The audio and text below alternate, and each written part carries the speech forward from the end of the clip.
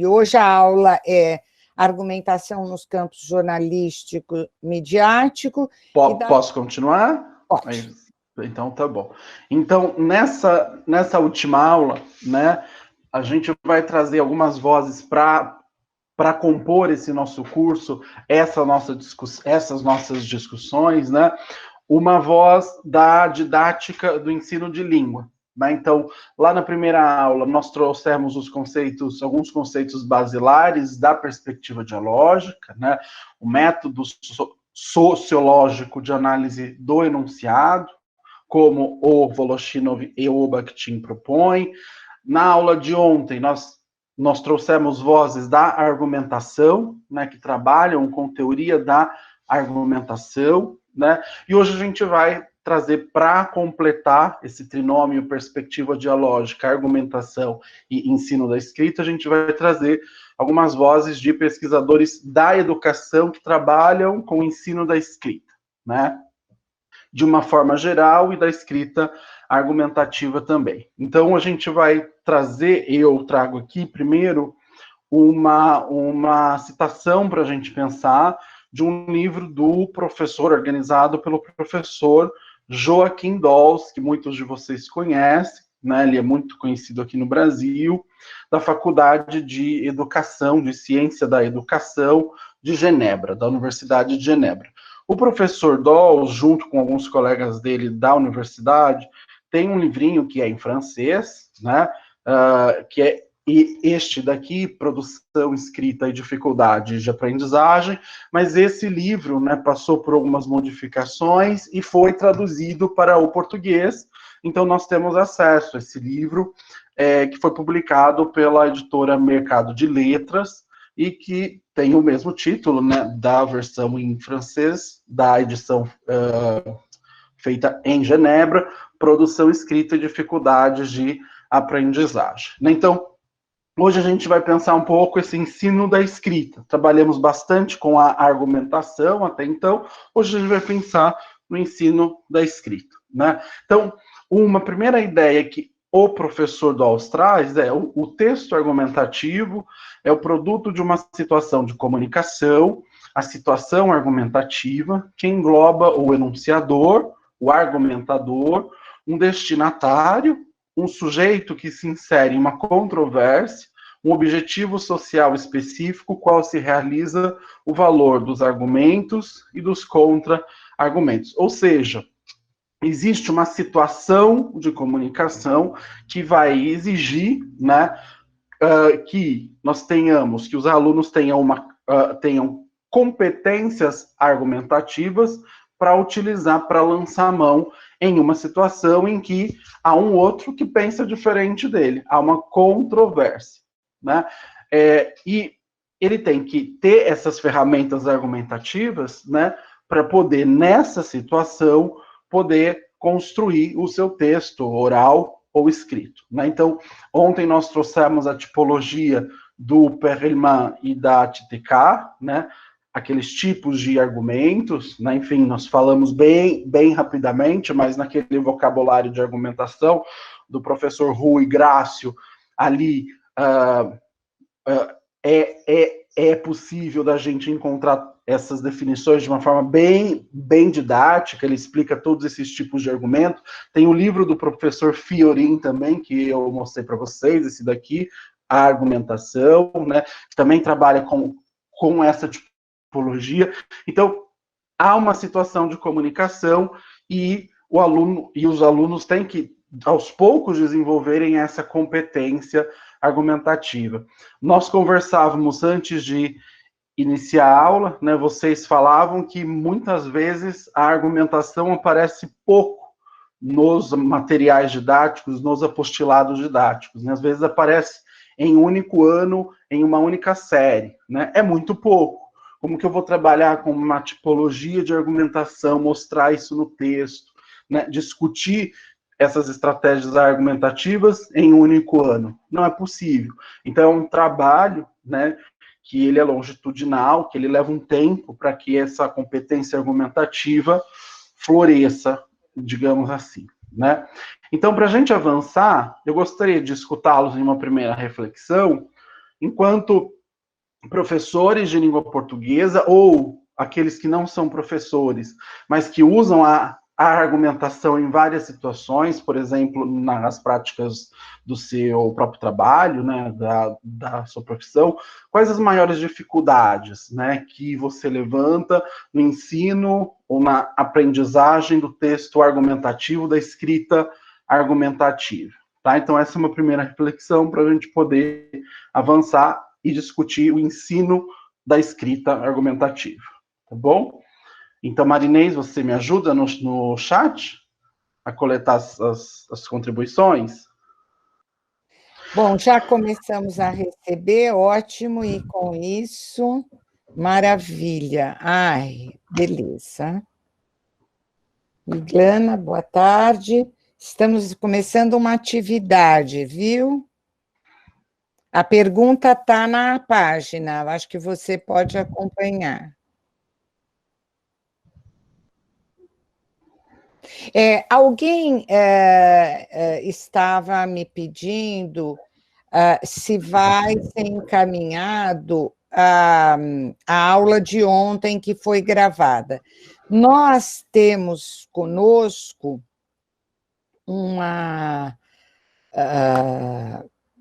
o Rômulo, e ele disse que poderia organizar um pouco o vídeo, e é o que ele está fazendo, porque começamos já sem essas informações iniciais, que são importantes, e como vai para o YouTube exatamente da APEP, a sugestão do Rômulo que eu e Tiago aceitamos, exatamente a ideia da gente colocar os PowerPoints todos. Então, por favor, tenham um pouquinho de paciência, eu acho que até amanhã nós vamos conseguir, não é, colocar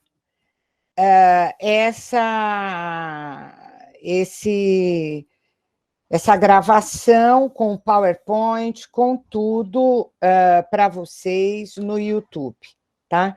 Como eu estou com as listas, eu, inclusive, hoje vocês vão responder também, a gente preparou uma satisfação do curso com o e-mail, e eu peço para vocês, por favor, coloquem o e-mail para que a gente possa manter contato, dar para vocês convites e informações, né? Agora, só o grupo que nos acompanhou nesses 3 dias, tá bem? Marinês, Oi? Nós Já temos foi? uma contribuição, já. Ai, tá lotado, menino. Peraí, eu Ai, que tô até beleza. doida aqui. Calma, quer dizer, você Não viste. esperava nada diferente, porque a gente já conhece o grupo. Já conhece a... Olha, Já estava agora... até com o caderninho aberto aqui, com uma caneta, porque eu sei que vem. Vem, Amanda Peixe é a última que eu estou coletando. Tá. Bom, então, Tiago, espera só um minuto, porque é tanto, Tiago, que eu vou botar uma letra grande para eu poder enxergar bem. Bom, uma coisa que você fez ontem, Tiago, e eu acho que é importante, já que nós estamos gravando, é o nome da pessoa que traz a contribuição.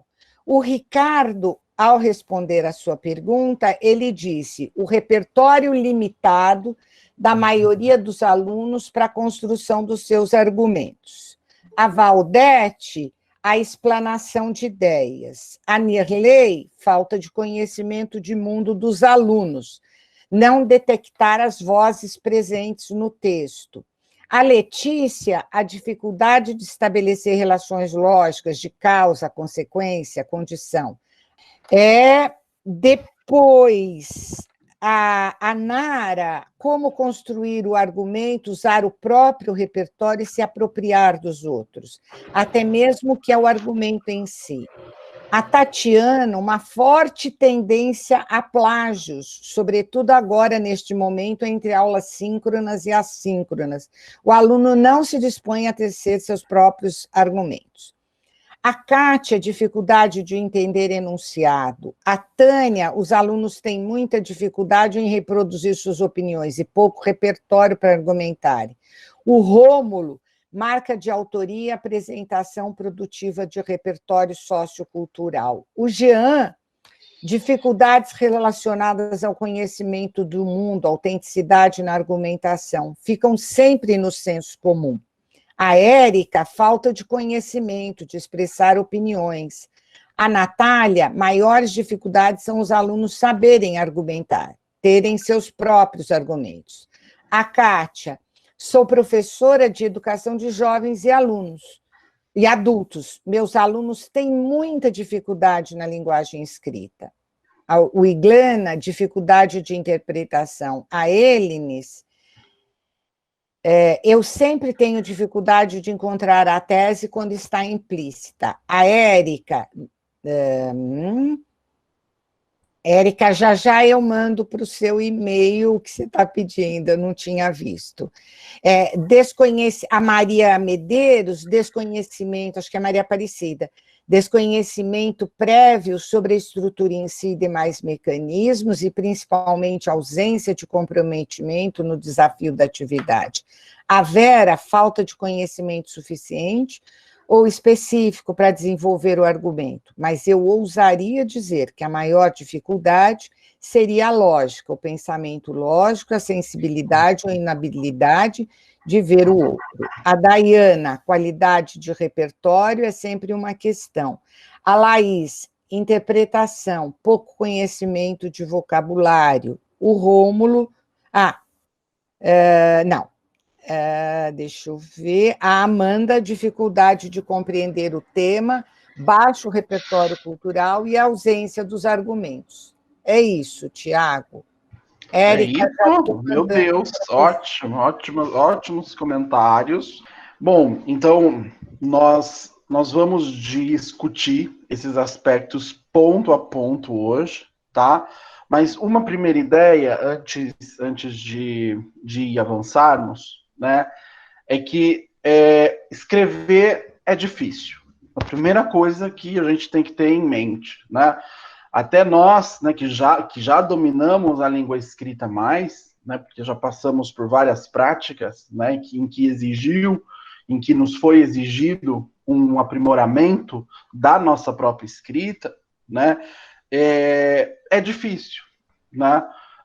Para mim, até hoje, eu acho que para qualquer um de vocês, a escrita é complexa, né?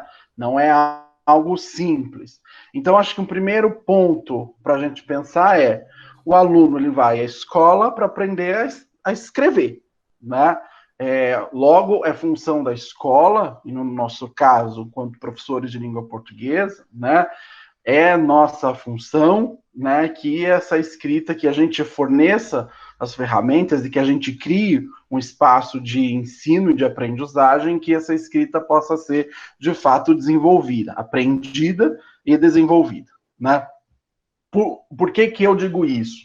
Porque, às vezes, parece que persiste uma ideia, né, de que escrever é um dom, ou a pessoa nasce sabendo escrever, ou a pessoa que não nasceu com esse dom, ela está fadada a sempre dizer, durante sua vida toda, que ela não sabe escrever, que ela escreve mal, né? Não é um dom, né? É um trabalho, e é um trabalho que o professor de língua portuguesa, é óbvio que o aluno ele escreve também para a prova de geografia, para os outros trabalhos, enfim, né, de filosofia, etc.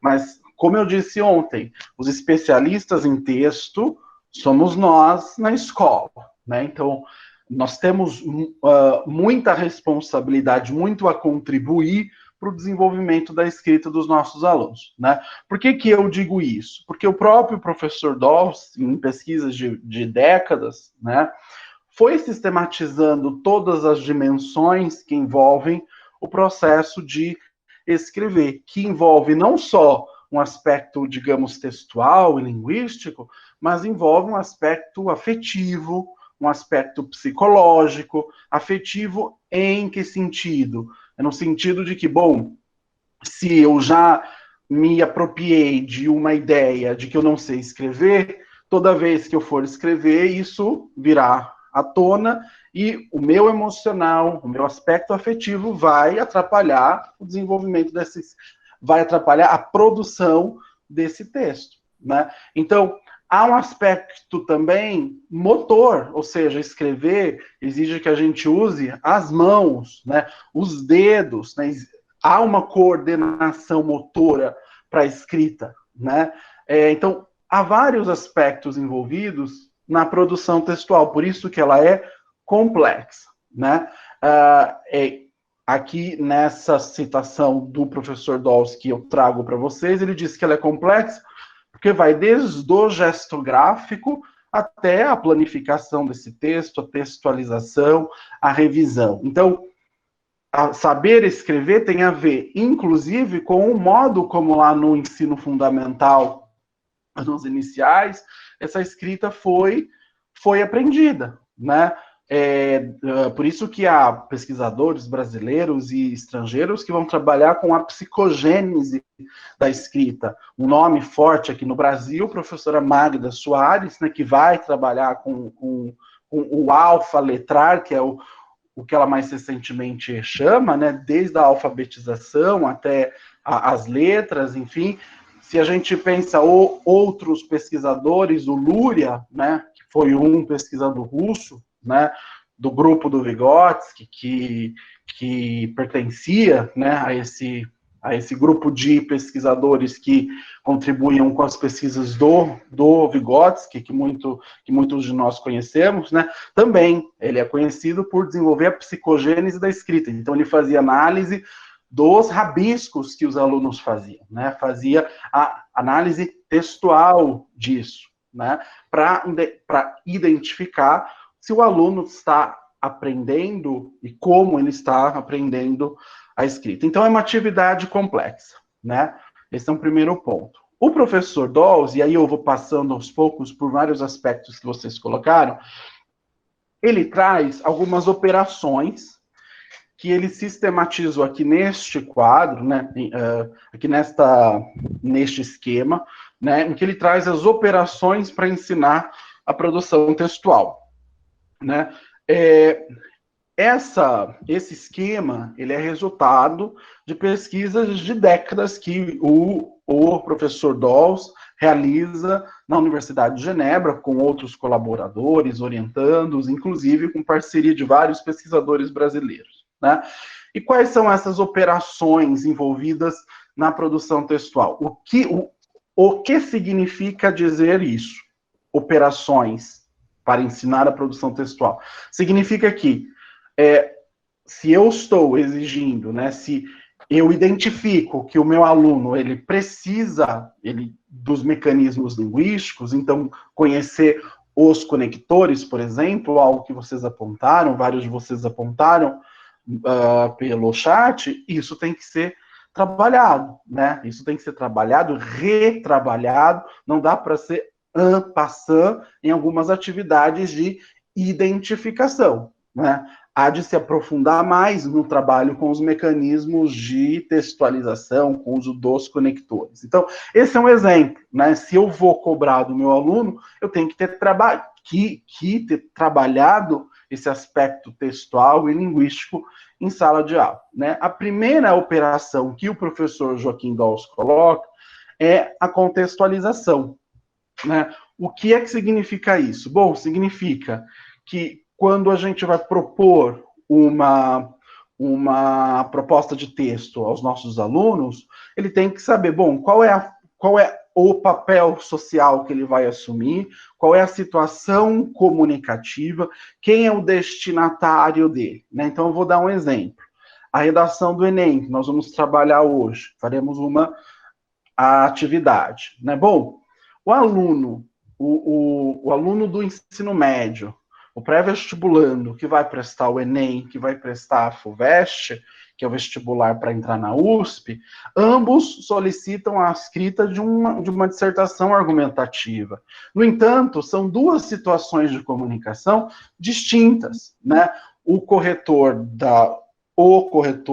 do Enem, ele está esperando um texto diferente do que o corretor da FUVEST, né? E como que a gente trabalha isso? A gente tem que conhecer esse destinatário, a gente tem que criar a imagem, a representação de quem é esse meu destinatário, né? E como que a gente sabe disso? Bom, olhando os manuais dos candidatos, buscando os documentos que esses vestibulares eles disponibilizam, né?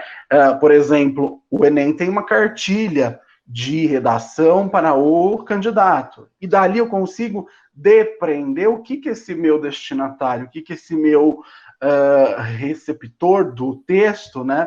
O que ele está esperando. E eu vou adaptar o meu texto para essa situação comunicativa, né? Então isso é muito importante, que era o que nós discutíamos mais cedo antes da aula, né? Às vezes o que ainda existe é bom, escreva uma redação. Bom, tá, mas vou escrever uma redação para quê? Qual é a situação? O que esse texto vai influir enquanto uma ação comunicativa, né? Essa situação, ela tem que ser construída.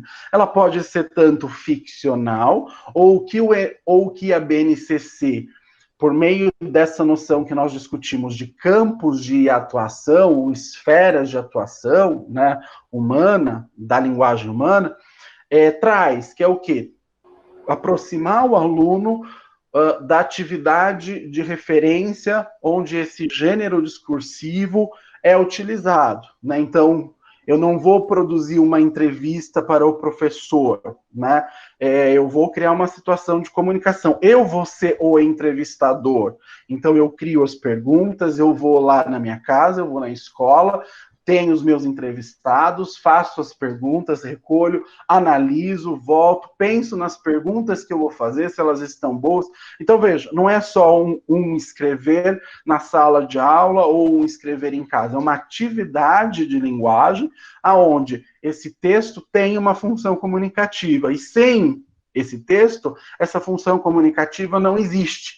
Essa atividade humana é inexistente sem esse texto. Aí a gente vai conseguir mostrar para o aluno, olha, esse texto ele tem uma ação comunicativa, né? Ele faz uma mediação humana, né? Então, esse é o primeiro aspecto da contextualização, né? Criar essa situação de comunicação. O segundo ponto que vocês colocaram, vários de vocês colocaram também, que é uma operação que o professor Dolce coloca, que a gente não pode pular, que é o que? A elaboração e tratamento dos conteúdos temáticos. É muito recorrente essa fala, e eu mesmo disse em muitas ocasiões, nossa, falta leitura nos alunos, falta conhecimento de mundo. O Enem chama isso de um repertório sociocultural, né, de diversas áreas do saber. Enfim, tem vários nomes, mas significa a mesma coisa, uma constatação de que é uma pobreza, né, de leitura dos alunos, algo nesse sentido. Bom, pensem comigo, né?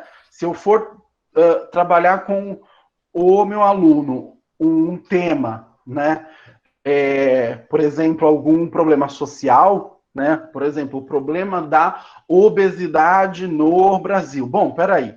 O meu aluno lá do ensino fundamental nos finais, ou mesmo do ensino médio, ele não conhece esse assunto, ele não é um médico, né? Ele não é algum profissional da saúde, da educação física, não é um nutricionista, ele não é um especialista para discutir, não é uma autoridade para discutir sobre a obesidade. Então, eu tenho que trabalhar esse conteúdo temático em sala de aula, né? Que ele faça uma pesquisa, né? Que ele traga essa pesquisa para a sala de aula, e aí, veja, abro um parêntese para voltar àquela questão do aluno pesquisador, né, das práticas de pesquisa, ou seja, as fontes, a curadoria, né, então veja que isso está envolvido aí. Então, o aluno vai trazer esses dados para a sala de aula, eu vou indicar as fontes, nós avaliaremos, eu vou trazer esses dados, né, são estudos sérios, né, e aí volta em uma discussão de ontem que nós tivemos, né? as questões das fontes, né? Se um site tem as informações confiáveis, os dados eles são críveis, passaram por um processo de uma apuração científica. Então, esse trabalho com as fontes a gente pode inserir nesta operação. Então, se ele não tem o conhecimento de mundo, que é natural que não tenha, né? Posto que os nossos alunos não são especialistas nos assuntos que geralmente são pedidos para eles escreverem, né? A gente tem que pensar em atividades, em estratégias para que esse conteúdo temático seja levantado. Quando a gente vai solicitar um texto que exija uma organização textual-linguística narrativa, aí a gente tem uma facilidade maior. Por quê? Porque exige a criatividade. E aí a gente sabe que os nossos alunos, né, muitos deles são muito criativos, conseguem elaborar histórias e narrativas interessantes, e eles assistem programas, as séries policiais e de detetives, etc. Então eles conseguem criar, né? Agora, quando é um texto argumentativo, em que se exige um tema complexo, ele não vai conseguir, né, se isso não for trabalhado, se esse conteúdo temático ele não for tratado, né, ele não for pesquisado, obviamente a gente vai ter um texto pobre, porque ele não vai ter o que dizer, né, a respeito desse assunto, tá? A terceira operação que o professor Dawes indica a ser trabalhada na produção escrita, né, para a gente instrumentalizar o aluno, dar ferramentas para ele poder produzir bem o texto, é a operação de planificação, ou seja, ok, Tiago, fiz várias atividades, os alunos trouxeram informações, dados, pesquisas, estudos, vozes de autoridades, de médicos ou de nutricionistas ou de educadores físicos sobre o assunto da obesidade. E aí? Agora a gente tem que organizar essas informações, né? Que é essa noção de curadoria mesmo das informações. Bom, para aquela situação comunicativa que nós trabalhamos lá na operação 1, né, que foi trabalhada em sala de aula, para essa situação comunicativa, qual estudo é mais interessante, né? Tendo em vista esse meu destinatário, a quem o texto vai chegar e vai olhar, qual estudo é mais interessante, né, para esse destinatário, para essa situação comunicativa? É aí que a gente vai organizando, planificando o texto à luz de um gênero discursivo, né? Então, veja, o trabalho com a escrita, ela não se resume à estrutura do gênero, né? É muito mais do que isso, né? Então, Tiago, então quer dizer que eu não tenho que falar que uma notícia tem uma manchete, tem um olho, né, que tem um subtítulo, que tem um lead, que é o primeiro parágrafo. Eu não tenho que dizer isso, mas não é só isso, né? Veja que a planificação ela é uma das operações, não é a única operação envolvida na produção escrita, né? Bom, depois, a penúltima operação é a de textualização. É onde eu vou organizando essa planificação, né? Esses vários momentos do gênero, né? Onde eu vou usando a língua para organizar isso. Então, é onde eu vou trabalhar a coesão nominal, os tempos verbais, as conexões, o uso dos conectores, portanto, e os mecanismos de inserção de vozes e as modalizações, né? Então, aqui é a operação onde essas atividades sobre mecanismos de textualização e mecanismos enunciativos, elas são trabalhadas, né? E, por fim, a gente tem a revisão, que é a retomada do texto pelo produtor, onde a gente vai, seja durante o processo, ou seja, após o texto pronto, onde a gente vai voltar em todos esses aspectos e olhar, olha, de fato o texto está relacionado com a situação de comunicação? Será que não falta mais conteúdos sobre o tema, sobre aquele assunto específico aqui nesse texto, o que exige que a gente volte na fase de tratamento dos conteúdos temáticos, elaboração dos conteúdos temáticos, e assim por diante, né? Então, é o momento onde a gente vai voltar para essas operações, e nós, enquanto professores, às vezes a gente vai ter que voltar em uma dessas operações, seja porque eles não entenderam o gênero, como esse gênero funciona, seja porque não entenderam a situação de comunicação, que existe um destinatário, né? Seja porque não entenderam os valores, as funções dos conectores, ou os modos de coesão referencial, de coesão nominal, e assim por diante. Vocês veem a tela? Sim, Marinês, Tá, agora eu peço para vocês me ajudarem, porque eu paro de ver vocês, tá? Então, essa página já foi. Eu quero começar essa discussão da argumentação na perspectiva bakhtiniana com uma epígrafe de um texto do Bakhtin. Muitas vezes ele é pouco lido. Já é um Bakhtin no fim da vida dele, em outono de 1970, A Ciência da Literatura Hoje. Essa é uma edição da editora 34. Esse texto está também naquele que vocês muitos já me mostraram, Estética da Criação Verbal. E aqui ele discute a presença do outro, que é um pouco isso que vocês estão falando do repertório. No campo da cultura, a distância é a alavanca mais poderosa da interpretação. A cultura do outro só se revela com plenitude e profundidade, mas não em toda a plenitude, porque virão outras culturas que haverão e compreenderão ainda mais, aos olhos de outra cultura. Um sentido só revela suas profundezas encontrando e contatando o outro, o sentido do outro. Entre eles começa uma espécie de diálogo que supera o fechamento e a unilateralidade desse sentido, dessas culturas.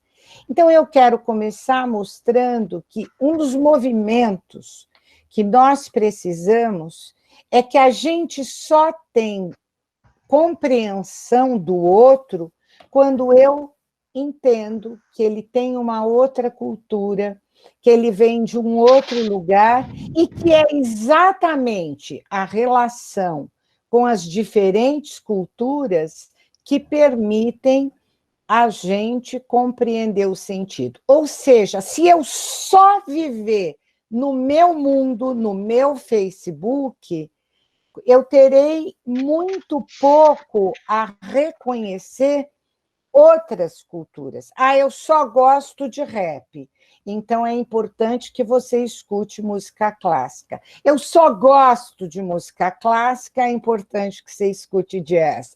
Eu só gosto de pintura moderna.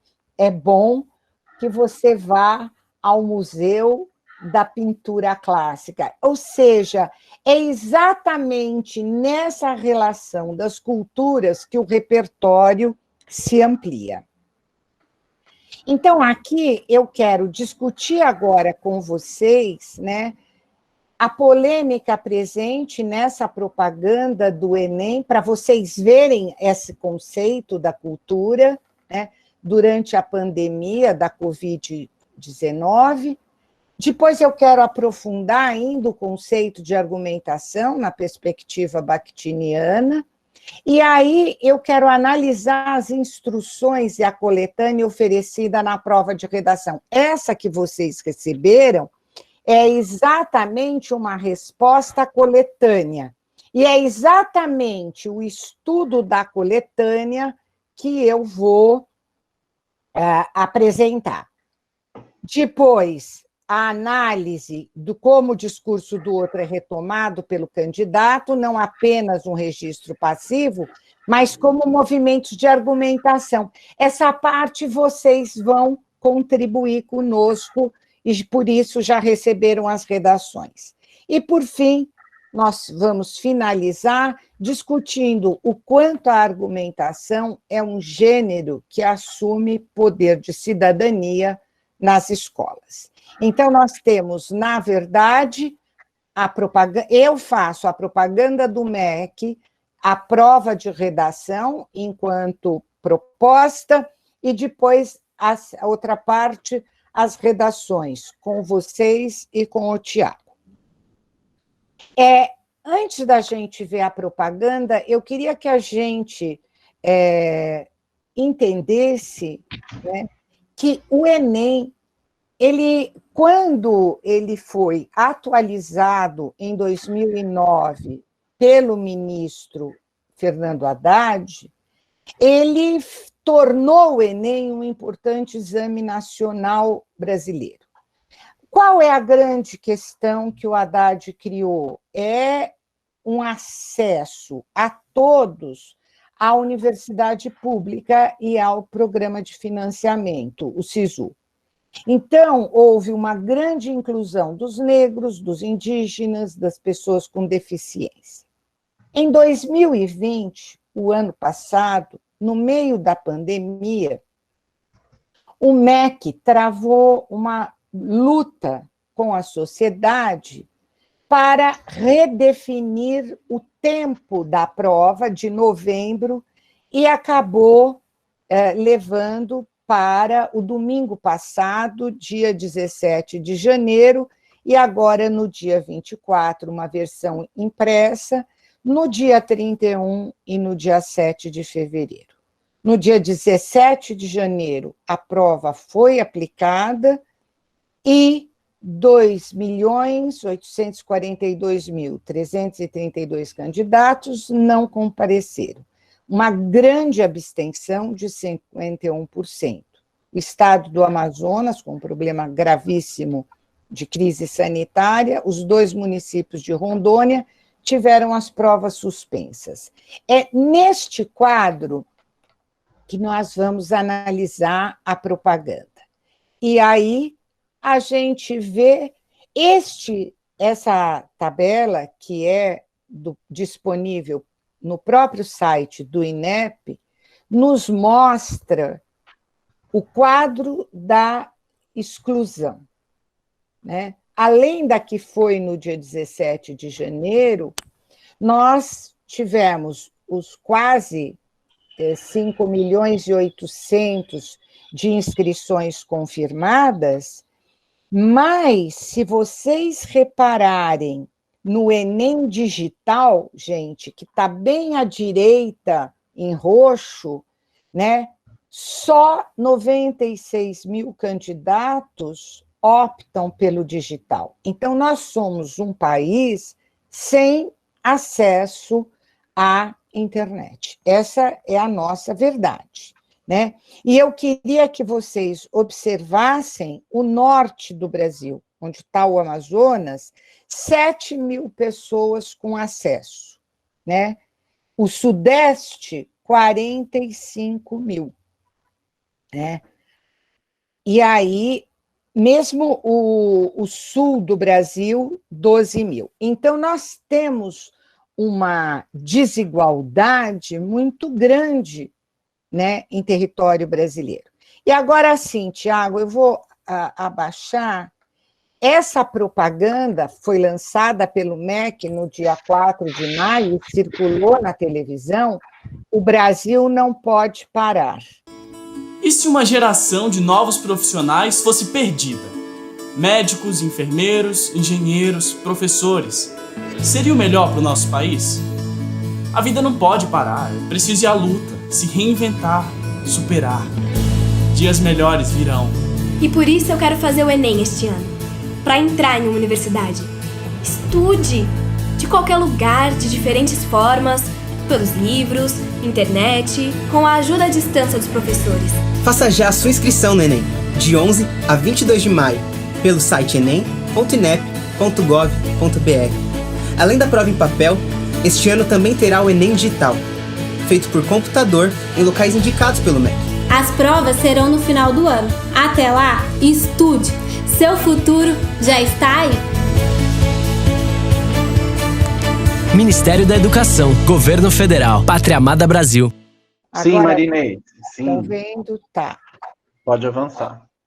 Eu queria que vocês observassem, né, nessa propaganda o texto, verbo, visual e vocal, né? São 3 jovens que vão prestar o Enem. A impressão que nos dá é que todos eles moram na Suécia, não é verdade? Eles não são brasileiros, né? Todos de camiseta branca, o negro mais branco que eles puderam encontrar de aluno, eles trouxeram, em quartos maravilhosos, com equipamentos, eles têm celular, eles têm computador, eles têm biblioteca, né? Então, há um discurso, e é isso que eu quero chamar a atenção, há um discurso do outro, numa construção que é feita pelo espaço, que é feita pelos objetos, que compõem a sintaxe do visual e que ela se relaciona e dialoga com aquilo que os alunos também estão dizendo. Ou seja, faz a sua parte, depende de você. Lógico que depende de mim. Se eu tiver o celular, se eu tiver o computador, se eu tiver aqueles quadros na parede, se eu tiver um lugar só para eu estudar, está tudo muito bem. Agora, quem são esses alunos? E, para isso, eu quero apresentar para vocês agora o depoimento de um estudante real, né, da cidade de Marília, no interior de São Paulo.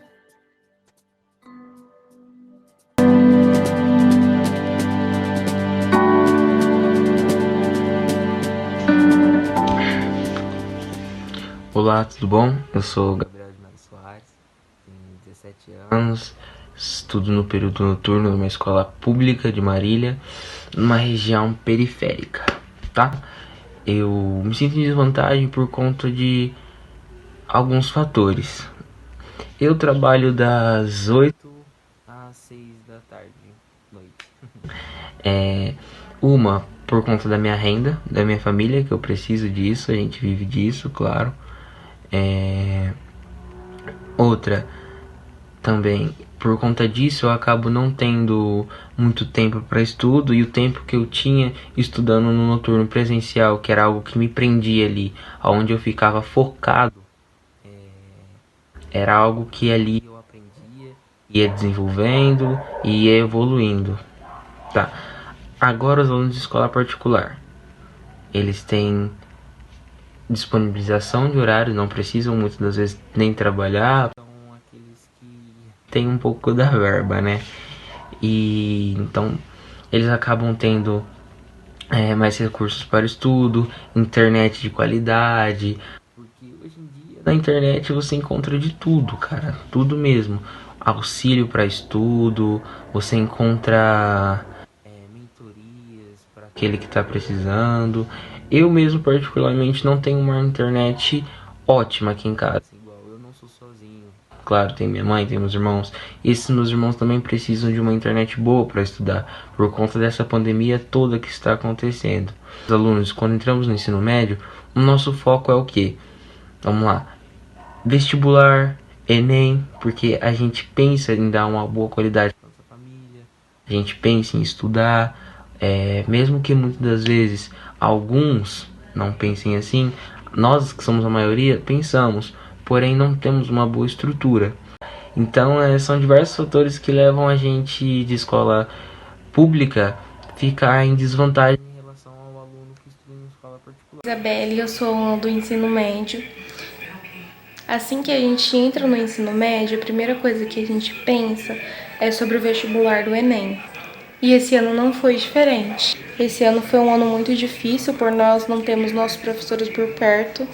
E só pela aula online é muito difícil aprender. É difícil a gente sentar em casa e conseguir prestar atenção na aula online. Em certas questões de aprender, prestar atenção, as aulas presenciais são muito melhores. E também para nós que pretendemos prestar o vestibular do Enem. Mesmo sabendo que esse é o nosso novo normal, ainda assim é difícil acostumar. e aprender também. O que eu quero, agora eu acho que eu posso terminar essa apresentação, voltar. Então, o que eu quero chamar a atenção para vocês, não é? É que na propaganda, e eu trouxe aqui a fala do Gabriel, esse vídeo, gente, foi feito por ele. Ele editou. A primeira coisa que muitos podem reclamar logo é: mas o som dele oscilou. É a internet dele, ele fez desse jeito. E eu quis manter, porque eu acho que nós precisamos conhecer os alunos que são nossos, amá-los e não descartá-los, né? E você viu ele falando, ele precisa trabalhar, ele sustenta a família. Então, eu acho que nós temos, na verdade, um aluno da escola pública do interior de São Paulo com uma dificuldade que é dele, mas é de milhões de estudantes brasileiros, que é o problema do acesso à internet e da falta que a escola faz para ele, uma vez que na escola ele tem o lugar, a sala de aula, a biblioteca, bom, enfim, ele tem um lugar para ir. Em casa, ele tem muita gente fazendo coisas diferentes. Então, o discurso que ele traz, vocês reparem, o aluno da escola particular, o que ele espera da universidade. Então, toda essa construção híbrida, vejam o quanto que ele tem de repertório. É aí que eu quero chegar. Ele tem um enorme repertório. Não é o repertório canônico, mas é o repertório existencial. Bom, com isso eu passo a questão de entender o discurso do outro como o elemento fundamental do projeto de argumentação. E esse projeto teórico está relacionado a uma visão de mundo, que coloca o ser humano como centro de valor único, e nessa perspectiva, a linguagem tem uma dimensão dialógica associada a uma visão social de mundo. Nessa teoria, a noção de discurso do outro, a noção de alteridade, tem um lugar privilegiado. A questão da argumentação, ela entra, né, exatamente nesse espaço. O texto é atravessado pelo discurso alheio, constituído por ele, e o discurso é orientado para um discurso-resposta que ainda não foi dito, mas que se espera surgir. Isso acontece com todo o diálogo vivo. Isso que é interessante, ele lê textos já ditos e ele vai responder a um discurso que ele vai criar. Ainda não foi dito, né? Então, a presença do discurso do outro não é apenas marcada pela citação, uso de aspas, retomadas de discurso direto e indireto, uso de verbos de dizer, mas recupera uma memória discursiva. Quero enfatizar isso por meio da seleção lexical, das alusões, das nominalizações e da ironia. Então, aí nós vamos encontrar diversas vozes do discurso que aparecem nas construções híbridas pelos estilos, tons e gêneros intercalados. As formas de transmissão do discurso do outro, isso diz o Bakhtin na teoria do romance, né? É um elemento fundamental para as transformações de sentido. E as formas de incorporação do discurso alheio se dão de duas maneiras. O discurso pode ser autoritário ou interiormente persuasivo. O discurso autoritário é o religioso, o político, moral, do pai, dos adultos, do mestre. É difícil inserir mudanças semânticas com auxílio do contexto que o moldura. Sua estrutura semântica é imóvel e morta, pois está concluída, é unívoca, seu sentido basta a letra, petrifica. O discurso autoritário exige da nossa parte um reconhecimento incondicional e nunca um domínio livre e uma assimilação com meu próprio discurso. A propaganda oficial do MEC, ela não permite discussão, ou seja, você vai fazer o Enem, você tem condições de fazer o Enem, você tem que ter boa vontade. Ela simplesmente só traz uma perspectiva. É um discurso autoritário em que não tem possibilidade de se pensar. E você que não tem, como faz? Né? Então, de novo, ainda é a fala do Bakhtin, não se representa o discurso autoritário, ele é apenas transmitido. Então, vejam vocês que a propaganda, que é essa propaganda institucional, ela vai no sentido de dizer aos alunos brasileiros que eles que se esforcem para poder fazer a prova do dia 17 de janeiro. O discurso autoritário, ele permanece isolado. Mais do que o emprego das aspas, ele entra no enunciado como uma massa compacta, que só pode ser confirmado por inteiro ou recusado na íntegra. Então, eu confirmo que todos os alunos tiveram acesso à internet e todos puderam estudar super bem. Sua função é ínfima, aparecendo somente nas construções híbridas e nos gêneros intercalados. Já o discurso eminentemente persuasivo se entrelaça de modo estreito à sua palavra. Metade é meu, metade é do outro. É um pouco o discurso do Gabriel. O discurso do Gabriel, metade é discurso dele, metade é discurso do outro, que ele traz para dentro para dizer que é diferente dele.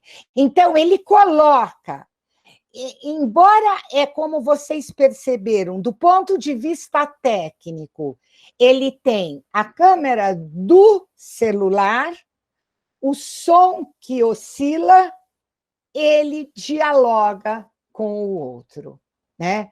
Ele fala dos alunos da escola particular, enquanto que aqueles da propaganda oficial é como se só tivesse um tipo de aluno, né?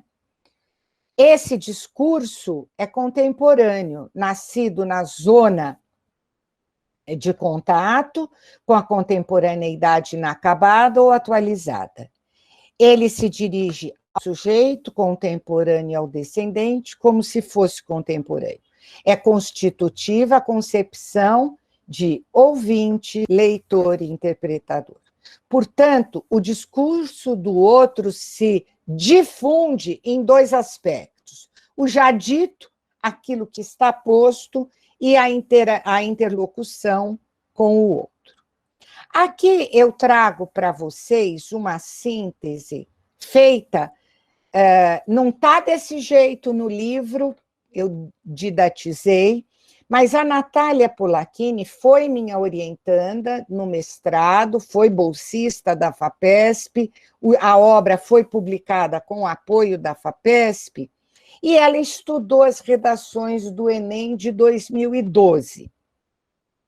Ela levantou, analisando 2.500 redações que ela recebeu na época do INEP, em 6 categorias as formas de presença do discurso do outro. É quando o aluno faz uma citação que propõe o título, quer dizer, não precisa de título, mas quando o aluno coloca o título, né, essa é uma presença de discurso do outro. Quando introduz o tema, comprova a tese, a exemplificação, a explicitação do contra-argumento e também quando faz a proposta, que é o encerramento do texto. Então, agora, a gente vai olhar essa redação, é de 2018, na cartilha do participante de 2019, e o tema do ano foi manipulação do comportamento do usuário pelo controle de dados da internet. Então, uma das primeiras coisas que o governo já o Temer mudou, né? Antes era manual do candidato, e aí passou para cartilha, portanto, algo prescrito, né? Então, aí, essa prescrição, logo no início da cartilha, diz que a prova de redação exigirá de você a produção de um texto em prosa do tipo dissertativo argumentativo. O tema da ordem social, científica, cultural, política. Os aspectos a serem avaliados relacionam-se às competências que devem ter sido desenvolvidas durante os anos de escolaridade. Nessa redação, você vai defender uma tese apoiada em argumentos consistentes e vai elaborar uma proposta de intervenção social para o problema apresentado no desenvolvimento do texto. Então, o que nós temos é exatamente uma marca de um discurso prescrito. E aí, qual é o resultado que acontece? Nós temos, em 2018, 6,5 milhões de inscritos, 5 milhões fazem a prova e 55 alunos têm nota 1000. Esse é um resultado da exclusão. Se vocês observarem, fontes do INEP, tá? Vocês observarem, em 2014, 250 receberam nota 1000, em 2018, 55. Então, aqui, agora é a vez do Tiago, e eu peço a participação de vocês, como os estudantes dialogam com a exigência do texto dissertativo argumentativo. Pronto. Ok, temos aqui as respostas, Marinês. Então, espera só um pouco, que eu também deixei minha folha aqui do lado, Tiago, para poder anotar. Diga. Então, só vou retomar aqui a pergunta, até para eu conduzir a entonação das respostas, das respostas que eu vou te passando. Então, como os estudantes dialogam com a exigência do texto dissertativo argumentativo? Então, vamos lá. A Gersimária diz, Marinês, se for escola pública, com muita defasagem. A Ana Paula, com muita dificuldade, tentando encontrar uma receita pronta. A Valdete também, disse o mesmo, né? Buscam uma receita, né? A Dolores sentem dificuldades em expressar suas ideias. A Keila encontram dificuldade de organizar o pensamento dentro das características do texto. E a Keila também percebe que eles também tentam reproduzir modelos, né? Usando sempre as mesmas citações, os mesmos conectivos. A Amanda disse que se lembrou da minha fala anterior, em relação aos vários aspectos relacionados ao tratamento dos conteúdos temáticos, que isso é importante ser trabalhado. Depois, a Nirley diz, muitos refutam as exigências, haja visto o número de redações com nota máxima. A Nara diz que eles não dialogam, né, com as exigências, o texto exige passar por cima de subjetividade, da presença do outro, então ela se posiciona assim. A Tânia, muitos se prendem na estrutura do gênero. O Rômulo, a maioria morre de medo de escrever, tenta adivinhar o que agrada à banca, em vez de buscar entender a proposta e se fazer entender no que comunica. A Marilene, por vezes o diálogo não acontece, falta entendimento até mesmo dos enunciados. A Tânia, dificuldade de expressar suas ideias. A Laís, encontram dificuldade de determinar principais conceitos, palavra-chave. A Natália, vejo que há diálogo, vejo que não há diálogo, e sim repetição de ideias. E a Daiane tem a impressão de que eles sempre querem uma receita pronta. E a Sônia Alva, por fim, com muita dificuldade. Muito obrigada. Olha, muito obrigada a vocês, né? Eu acho que o modo como vocês colocam, ele é esse retrato, né? Essa questão da defasagem. Eu acho que eu começaria, né, falando sobre reproduzir modelos. Gente, a questão da reprodução de modelos é porque a própria cartilha do Enem dá modelo. Né? Os livros didáticos, eles dão modelo. Eles não dão 2 textos, um melhor, um mais ou menos. Eu tenho insistido e escrito muitos artigos sobre isso, né? O quanto eu me oponho à redação nota 1000. Eu acho que uma cartilha deve ter redação nota 1000, redação nota 800 e redação nota 700. Eu preciso dizer para o meu aluno que tem erro de português, mas ele pode ir bem.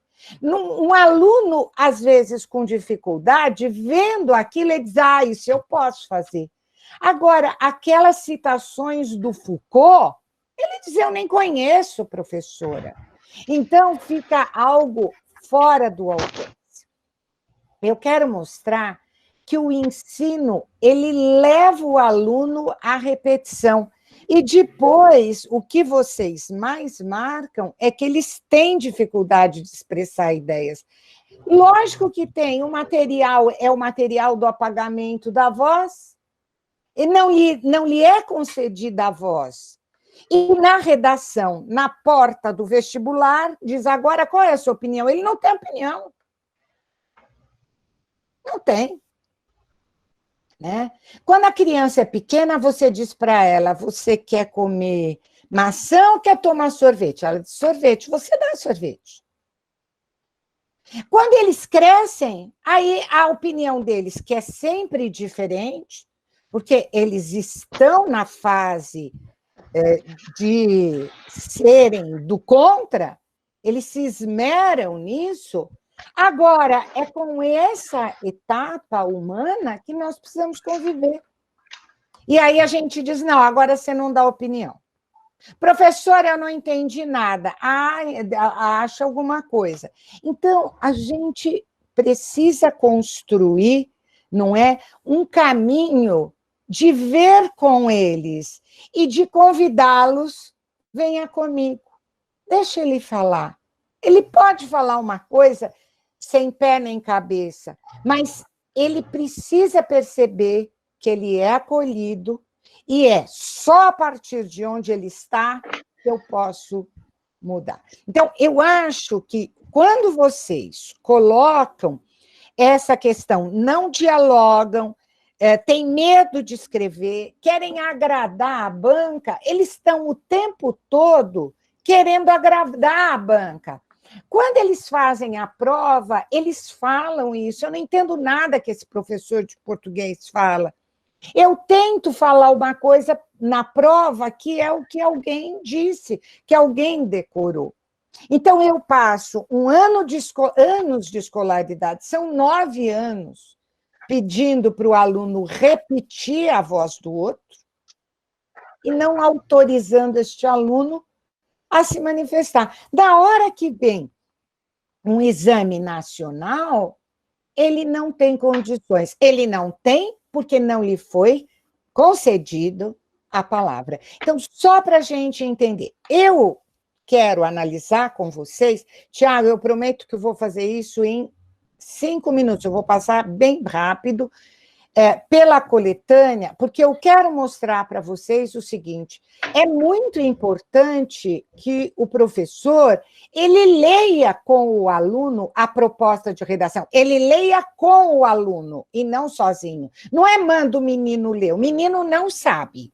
Isso vocês já, todos aqui, me disseram, ele não sabe mesmo ler, mas eu posso ensiná-lo. Então, Vamos ver.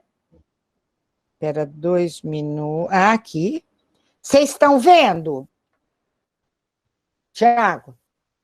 Sim. Tá. Não, ainda não. Espera aí, agora sim, agora sim. Tá bom. Então, vejam vocês, essa proposta de redação com orientações teórico-metodológicas, e eu quero dizer, metodologia é partilhar um caminho, que é o ponto de partida, eu leio o texto, mas não só os textos motivadores, eu leio as instruções de redação.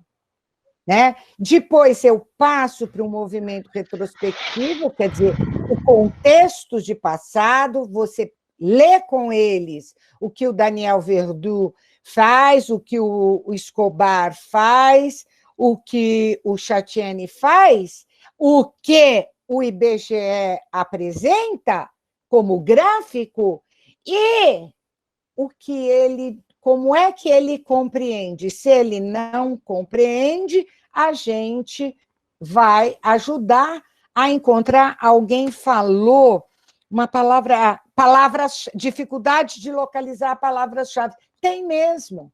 E essa é o nosso trabalho, é ensiná-los a ler. Gente, a aula de português é só 2 coisas, ensinar a ler e escrever. Né? Então, aí, eu tenho este primeiro, eu não vou ler, porque é excelente esse texto, mas veja, é de um jornalista publicado no site, portanto, digital, eu vou ensinar meu aluno a ver isso.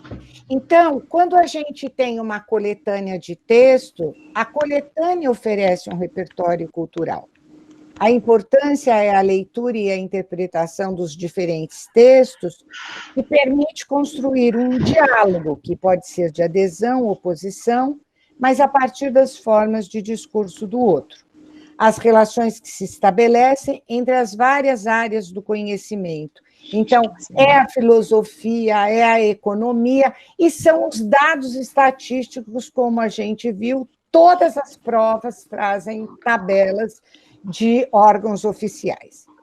A outra questão é a expectativa do autor, do candidato como autor. Né? O que demonstra, então, aqui é uma pergunta que eu estou fazendo, o que demonstra a qualidade argumentativa no texto dissertativo argumentativo? A seleção e a argumentação apresentada, as articulações linguísticos discursivas, que eu não tive tempo de fazer, mas que é extremamente importante, a proposta de cidadania, que é um acordo com a banca, é exatamente o que a banca quer ver, as citações diretas e indiretas. E eu quero terminar com algumas reflexões como construir um texto dissertativo argumentativo autoral. A dificuldade de produções de redações da maioria absoluta dos candidatos pode vir dos modelos dissertativos que se repetem por décadas. O engessamento do ensino da língua como uma unidade estanque prescrita, na parte final do edital do INEP para o exame de redação, projeta uma regularidade e uma homogeneidade na concepção de língua. Para modificarmos o desempenho dos candidatos nos gráficos que apresentamos no início, é preciso uma incompreensão da introdução do discurso do outro, como afirma Voloshinov. Todo enunciado, mesmo que seja escrito e finalizado, responde a algo e orienta-se a uma resposta. As referências e o meu muito obrigada.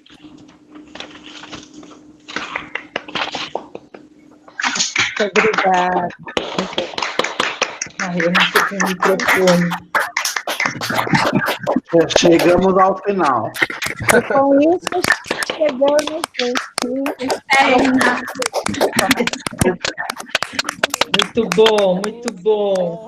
Fantástico. Agradeço. Agora fica o convite, já são 6h05. Agora, aqueles que podem, ficam conosco para o café. Eu vou, a partir de agora, Tiago, interromper a gravação, porque a hora do café é a hora da gente ter a nossa espontaneidade, não é? Então, a partir deste momento, a gravação encerra.